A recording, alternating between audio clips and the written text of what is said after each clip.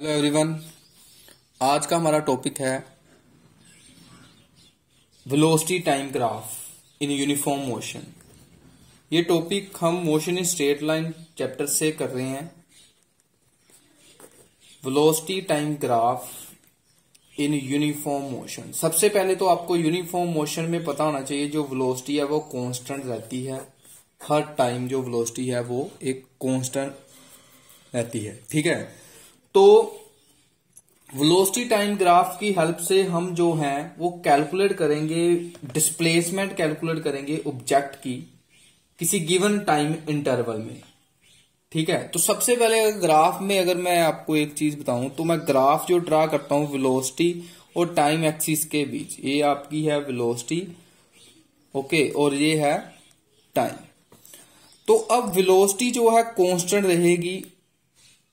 मैंने ये पॉइंट एक मान लिया, ये मैंने ओरिजिन ओ ले लिया और ये पॉइंट ए। वेलोसिटी जो है वो कांस्टेंट रहेगी जैसे जैसे टाइम वेरी करता जाएगा।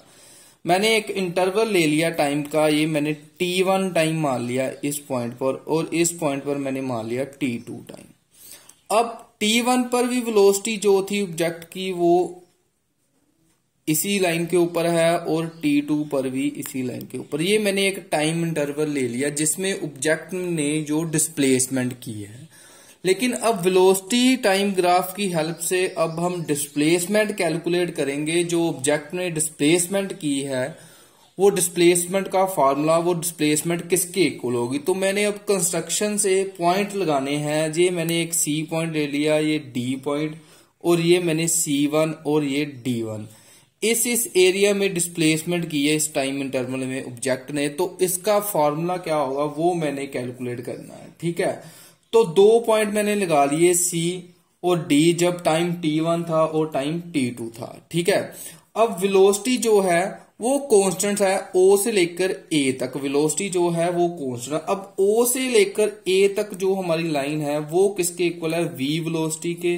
सिमिलरली C1 और C is equal to D1 और D, ये सभी जो है वेलोसिटी V के इक्वल है। देखो इनकी जो लेंथ है यहां से लेकर यहां तक हमने वेलोसिटी जो है V मानी है, तो ये सभी लाइंस आपस में इक्वल है, ठीक है।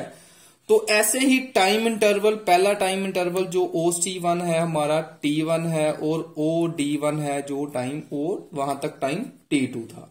तो अब हम वेलोसिटी टाइम ग्राफ जो है वो हमें डिस्प्लेसमेंट फाइंड आउट करने में हेल्प करता है। इससे पहले जो आपने पोजीशन टाइम ग्राफ किया था तो उसमें जो आपने पोजीशन टाइम ग्राफ में जो आपने वेलोसिटी किसके इक्वल निकाली थी, वेलोसिटी आपने slope of position time graph के इक्वल निकाली थी। लेकिन इस केस में वेलोसिटी टाइम ग्राफ में आप डिस्प्लेसमेंट निकाल सकते हो, ऑब्जेक्ट ने कितनी डिस्प्लेसमेंट की। तो डिस्प्लेसमेंट जो आपने निकालनी है उसका फॉर्मूला क्या होता है, uniform velocity, velocity into time interval. तो यूनिफॉर्म वेलोसिटी, इसलिए मैंने यूनिफॉर्म वेलोसिटी ले ली। और टाइम इंटरवल जो है वो आपको पता ही है, जैसे मैंने लास्ट लेक्चर में आपको इंटरवल बताया था T2 माइनस T1, वो टाइम इंटरवल आप लेंगे T2 माइनस T1, ठीक है। तो अब V को आपने किसके इक्वल लिखा यहां पर, C1 C के, और T2 माइनस T1 जो है यहां पर आएगा आपका OD1 माइनस OC1। अब देखो OD1 माइनस OC1, तो यहां से लेकर इतना डिस्टेंस आप माइनस कर दोगे तो पीछे क्या बचेगा, C1 D1। तो वो मैं लिख दूंगा, पहले आएगा C1 C into C1 D1। तो अब ये जो डिस्प्लेसमेंट है एक रेक्टेंगल सा एरिया है। तो जो रेक्टेंगल का एरिया है वो कितना होता है, एक साइड लेंथ इंटू ब्रेथ। तो लेंथ कितनी है इसकी, C1 C, और ब्रेथ कितनी है, C1 D1। तो ये आप लिख सकते हो फिर एरिया ऑफ रेक्टेंगल C1 और D1 D। तो ये किसके इक्वल है, डिस्प्लेसमेंट। तो वेलोसिटी टाइम ग्राफ में जो डिस्प्लेसमेंट है वो किसके इक्वल होगी, numerically area under velocity time graph between instant intervals. जो टाइम के इंटरवल्स में जो एरिया आ रहा है, जिस टाइम का आपने इंटरवल लिया उसमें जितना एरिया ऑब्जेक्ट कवर करेगा वो किसके इक्वल होगा, डिस्प्लेसमेंट के इक्वल होगा। ये हमने यहां से रिजल्ट जो है वो फाइंड आउट किया, ठीक है। तो ये था हमारा रिजल्ट वेलोसिटी टाइम ग्राफ में। अब नेक्स्ट टॉपिक जो है आपके पास वो हम डिस्कस करेंगे, बहुत ही कॉमन टॉपिक है एक्सेलरेशन। एक्सेलेरेशन में आप क्या चीज देखते हो, एक्सेलेरेशन जो है वो है time rate of change of velocity. जो वेलोसिटी आपकी चेंज होती है टाइम के हिसाब से, acceleration is equal to change in velocity over time taken, तो वो आपको एक्सेलेरेशन की वैल्यू बताएगी। जो time rate of change of आपकी वेलोसिटी होगी उसको हम एक्सेलेरेशन मानते हैं, जिसको आप स्मॉल a से डिनोट करते हैं, और इसके यूनिट जो है वेलोसिटी के यूनिट मीटर पर सेकंड और टाइम के यूनिट सेकंड। तो ये इसके यूनिट क्या होंगे, ये एस नीचे आएगा सेकंड का, तो मीटर पर सेकंड स्क्वायर, जहां आप ऐसे भी लिख सकते हो मीटर इनवर्स स्क्वायर। तो ये जो है एक्सेलेरेशन के यूनिट हैं, ठीक है।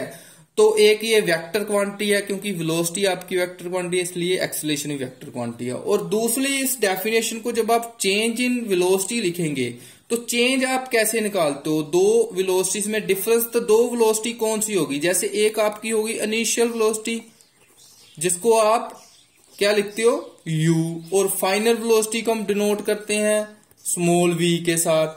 तो अब चेंज इन वेलोसिटी कैसे लिखेंगे, final velocity minus initial velocity और डिवाइडेड बाय टीम। तो एक फार्मूला जो है वो एक्सेलेरेशन का ये भी है हमारे पास, ठीक है।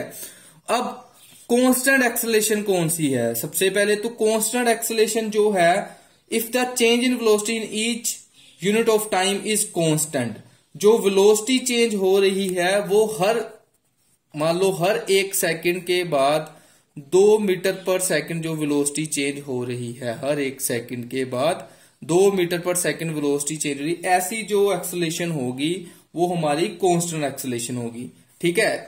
ऐसी जो एक्सेलेरेशन होगी वो होगी कांस्टेंट। वेरिएबल एक्सेलेरेशन कौन सी होती है, जब जो वेलोसिटी है वो इक्वली चेंज ना हो हर 1 सेकंड के बाद, कभी वो 2 सेकंड चेंज होती है, कभी 3 सेकंड, कभी 4 सेकंड, ऐसे वो वेरिएबल वेलोसिटी मानी जाएगी, ठीक है।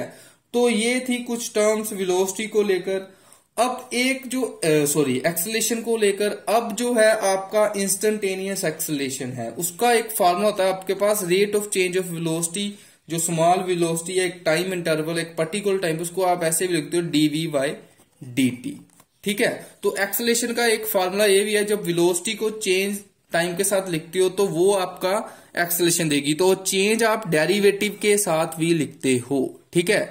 तो एक्सेलेरेशन को एक ये भी फार्मूला होता है, derivative of velocity with respect to t is equal to acceleration, ठीक है। ये एक फार्मूला है आपका एक्सेलेरेशन का।